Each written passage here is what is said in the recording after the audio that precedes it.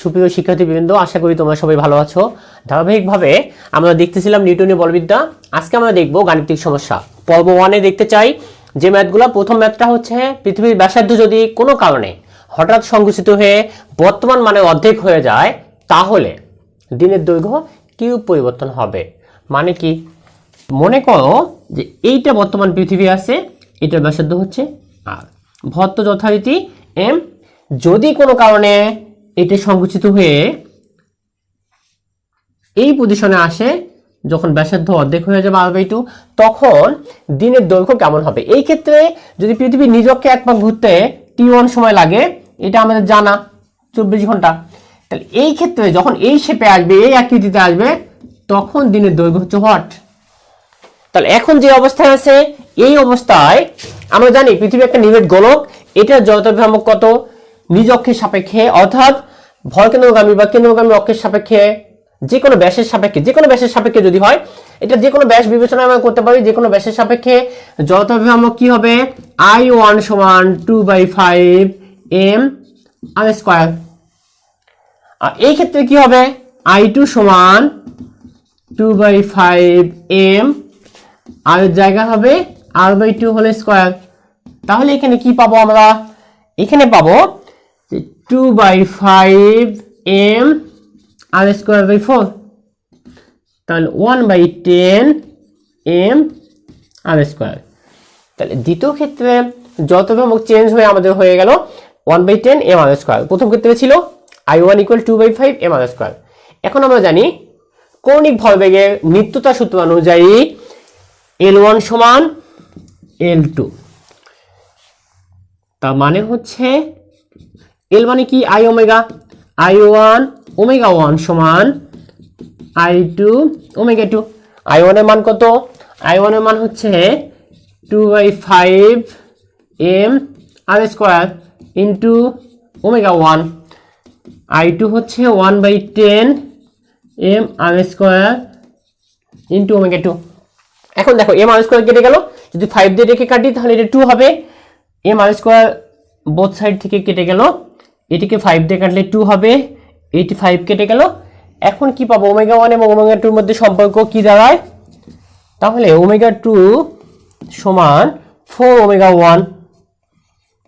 ω2 সমান হচ্ছে 2π/t2 সমান 4 ইন্টু 2π/t1।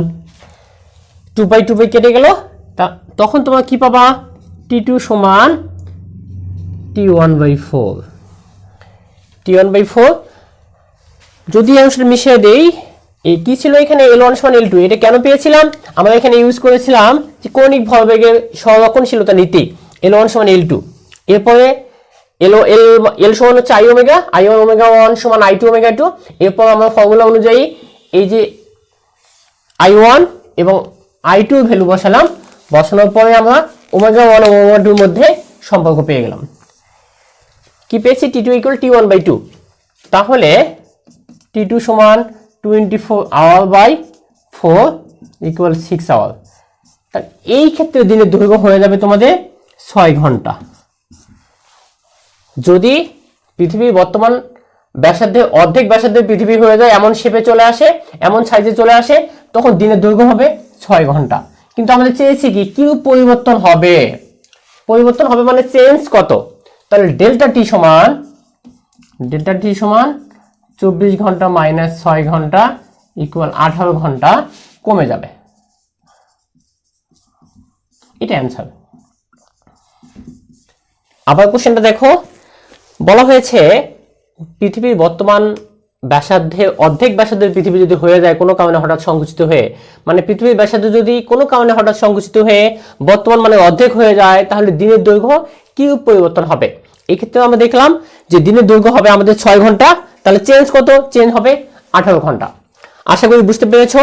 এই ম্যাথগুলো যদি তোমরা প্র্যাকটিস করতে থাকো, যদি অন্যভাবে দিয়ে দেয় যে ব্যাসার্ধ পরিবর্তন হয়ে 1/3 হয়ে গেল, 1/4 হয়ে গেল, তখন কি করবা?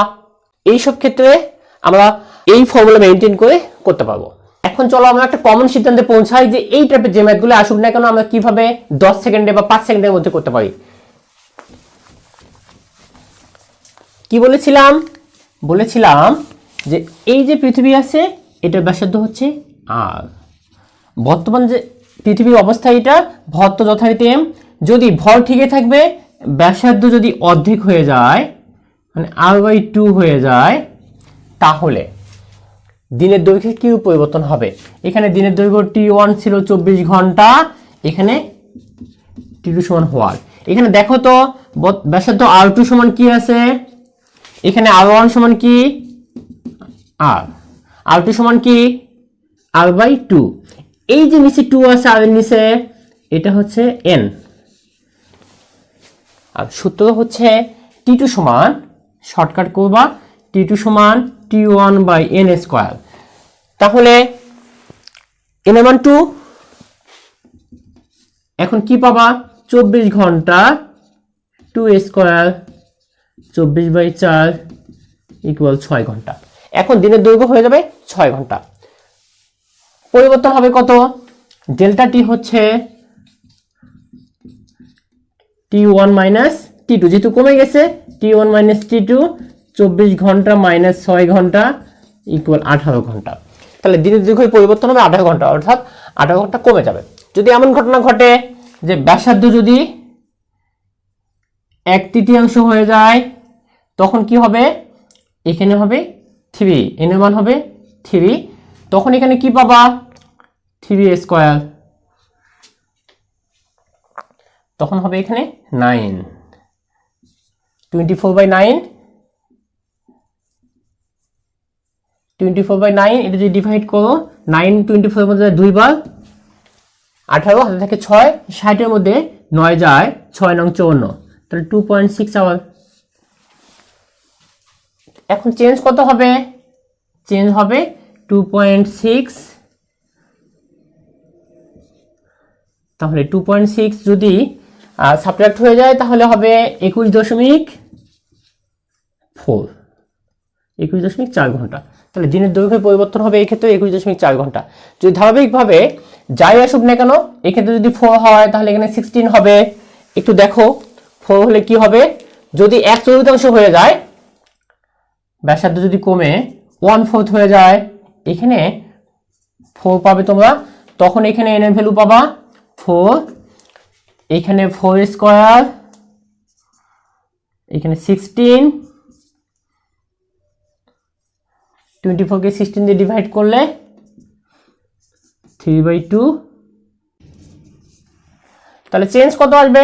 24 - 1.5 = 22.5। আশা করি তোমরা বুঝতে পেরেছো। এখন যে ম্যাথে আসুক তোমাদের আর এত ডিটেইলস করতে হবে না, জাস্ট সিম্পলি এই ফর্মুলাটা মনে রাখবা, উইথিন 5 সেকেন্ড করে ফেলতে পারবা। আশা করি তোমরা বুঝতে পেরেছো। এই টাইপের যে ম্যাথগুলো আসুক না কেন, তোমরা শুধু খেয়াল করবা যে এখানে কি দেয়া আছে। যদি অর্ধেক থাকে, বর্তমান মানে অর্ধেক হয়ে যায়, তাহলে তো যথারীতি এখানে করবা r/2 করবা, আর যদি এখানে 1/3 দেয়া থাকে তাহলে r/3, n এর মান 3 পাবা, আর যদি 1/4 দেয়া থাকে তাহলে r/4 হয়ে যাবে, n এর মান 4 পাবা। আর ফর্মুলা তো যথারীতি এটাই, সিম্পলি 5 সেকেন্ডের মধ্যে করে ফেলতে পারবা। ধন্যবাদ সবাইকে। পরবর্তী ম্যাথগুলো আমরা পর্ব 2 তে দেখবো ইনশাআল্লাহ।